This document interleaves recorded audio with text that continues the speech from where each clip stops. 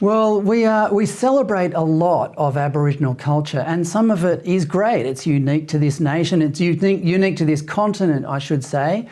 And the art and the dance and the languages, they're worth preserving and celebrating. But what parts of Aboriginal culture, in your opinion, are actually holding our Indigenous brothers and sisters back?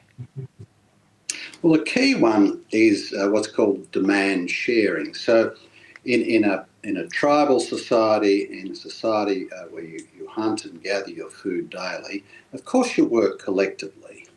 And if you're not successful one day, you rely on someone else in the family who was successful in the hunt. So you literally have an obligation, a very strong demand on everyone else to share. It doesn't work too well in our society. One person gets a good job and then 30 others suddenly become close members of the family and they just demand. Now that's called humbugging too. That is just endemic in Northern Australia, where whoever creeps up, gets a job, starts to do well, just has a whole group of people around them pulling them down. Now, leftists think this is wonderful, socialism, blah, blah, blah, blah.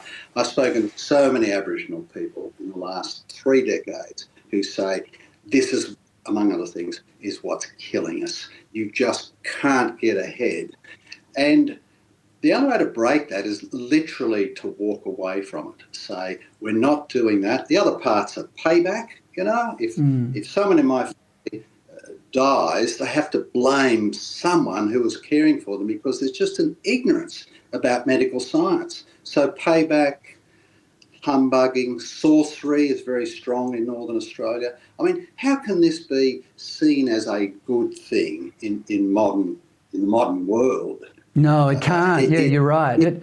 It's evil, it's wrong, and there's a relearning. Culture is a burden. This sort of culture is a burden to people and it prevents them from coming into the open society. You're right in calling it evil, Gary. I mean, these are the things that are preventing these seriously disadvantaged people from lifting themselves out of some of the worst conditions anywhere in the world. There's one other aspect, Gary, that I think you might have an opinion on, and that's this idea of caring for country. I mean, this is a really convenient one for the left because it conforms with the sort of modern green ideal of humans living in harmony with nature and the Rousseauian idea of the noble savage and so on. But is it really true that traditional Indigenous culture had this kind of harmonious existence with nature? Not at all. No, that's a plant from the 1980s by Greenies.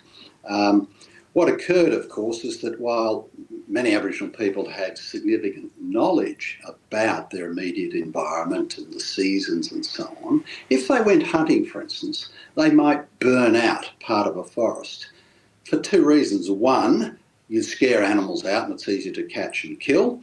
But 2, it also kept the forest cover down, so it's just easy to see your enemies, for instance. So it had a logic to it, nothing to do with saving the environment. And much of Australia's sort of vegetation was changed by 50,000 years of burning and hunting.